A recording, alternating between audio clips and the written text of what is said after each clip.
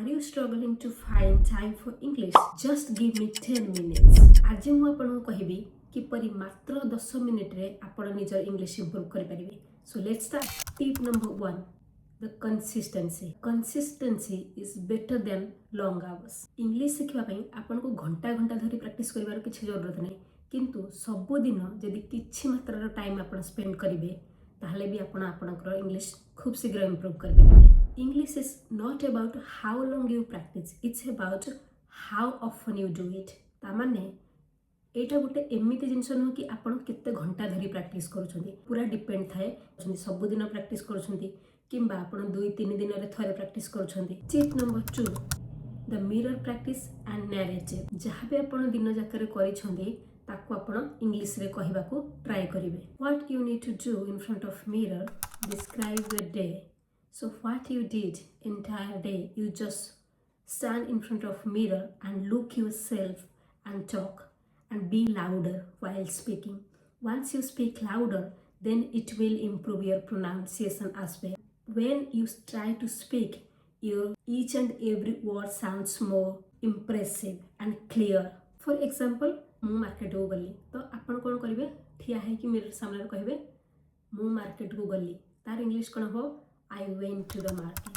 I went to the market. I went to the market. एमिति आपण कहि चलंतु। आपण जदि मिरर सामने ठिया है कि प्रैक्टिस करिवे ताले आपनकर कॉन्फिडेंस बिल्ड हो। Definitely you can improve your English within 30 days. चा तयारी करले, I made a cup of tea. I made a cup of tea. I took a shower. I took a bath. I took a bath. तापरे आपण school जीवाकू कि college जीवाकू कि office जीवाकू ready हेले तो आपण कहबे I got ready for the work. I got ready for the school.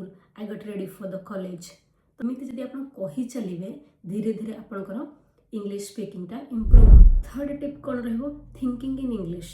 Stop translating from Odia to English. जेते बेले आपण किछि भी वाक्य कहिबाकू चाहछंती आपण आपनकर मुंडे रे फर्स्ट भाबुछंती कि मु ओडिया रे ट्रांसलेट करबी तापरे ताको कहबी। आपण जदि आपनक आखि सामने रे धर पंखा देखुछंती ताले आपण पंखा फैन को फैन न भावे कि पंखा भावुछंती, तो पंखा न भावे कि आपण जदि फोकस करिवे प्रति ऑब्जेक्ट उपरे फैन फैन मु चा तयारी करूचे चा को चा न कहि कि टी, तो आपनकर सेट सेंटेंस हबो I am going to prepare my tea. आपण जदि प्रति ऑब्जेक्ट प्रति ध्यान देबे एवं ट्रांसलेट करिवेनी ओडिया रे ताहाले डेफिनेटली आपण इंग्लिश इंप्रूव करि परिबे। आपण सकाळ उठिले जहाँ जहाँ भी कले छोट छोट वाक्य गुड़िक नियंतु स्टार्टिंग रे। जदि आपण बड़ बड़ जिनस नेबे कि एडवांस लेवल रे इंग्लिश चाहिए कहिबाकू तो आपन को बोरिंग लागिवो, कारण आपनकर बेसिक क्लियर नथिबो। जदि तो आपण बेसिक स्टार्ट करंतु, जेमति कि मो सकाळ उठिली 6टा बेलकू तो आपण कोन कहिबे I wake up at 6 AM.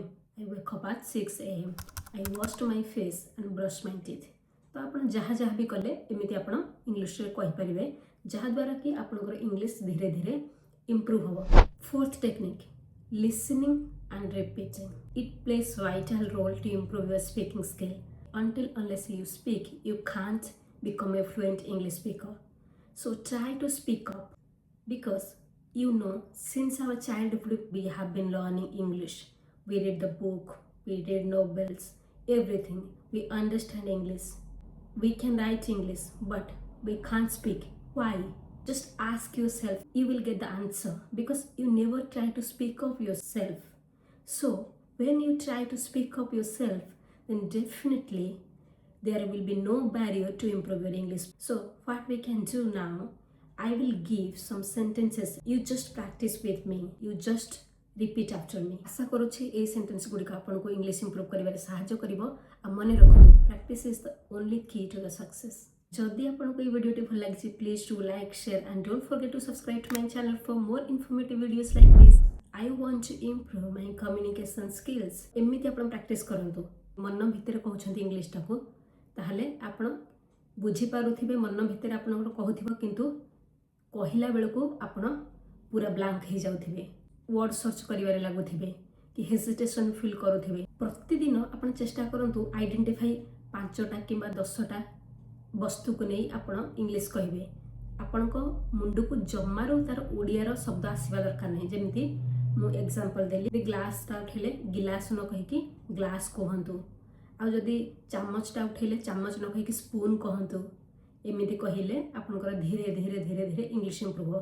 धर रोटी बेलवाई आप अटा नेले अटा को फ्लोर कहतु किंबा आपण जो अटा को चकटिले सेटा को आपण नीड कहतु डो कहतु।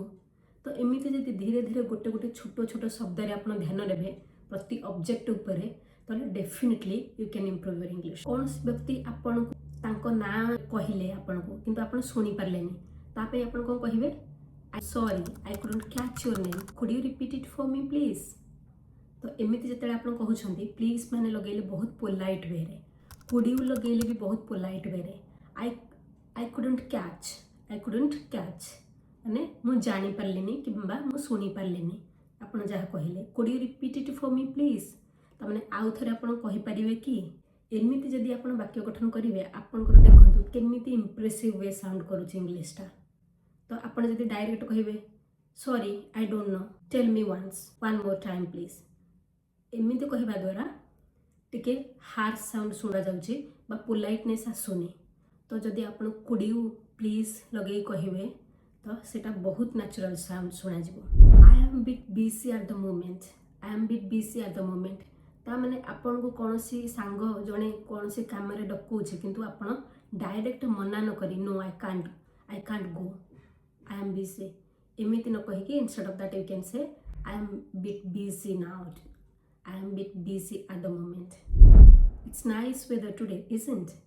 ता माने जो वाक्य रे आम इजंट लगौचे सेटा गोटे प्रश्नवाचक कहि जाउचे जेमिति कि आपन कहउछन्ती एटा गोटे भल पाग आज गोटे भल पाग तो इजेंट लगेला माने एटा भल पाग नुह कि आपण एमिति पचारुछन्ती। तो एटा गोटे पॉजिटिव वे रे गोटे क्वेश्चन वाक्य इजेंट लगे कि आपण कहि परिबे it's a nice weather today isn't. सोमवार दिन आपण ऑफिस रे पहुंचले तो आपण केमिति इनिशिएट करबे आपनकर कन्वर्सेशन हाउ वाज योर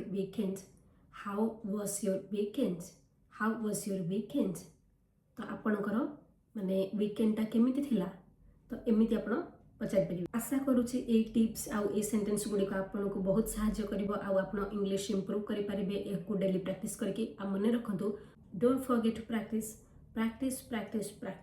आपनकर सबुठारो फेवरेट सेंटेंस केउठी आ को टॉपिक ऊपर आपण वीडियो देखिबा चाहछन्ती कमेंट बॉक्स रे निश्चय जणांतु। किछि जदि साहाय्य दरकार आपण मते जणैबे। तो आपण डायरेक्ट कहू नाहंती कि tell me if you need any help तो एटा गोटे डायरेक्ट हो जाउची किंबा टिके बहुत बेसिक हो जाउची एडवांस लेवल सुना जाउनी। तो आपण को लेट मी फ्रेज लगे कहबे लेट मी माने मते जणांतु let me know if you need any help if you need any support if you need any assistance. मु आपनकर कमेंट रो अपेक्षा रे रहिबी। देखा बा परवर्ती वीडियो रे keep practicing and thanks for watching.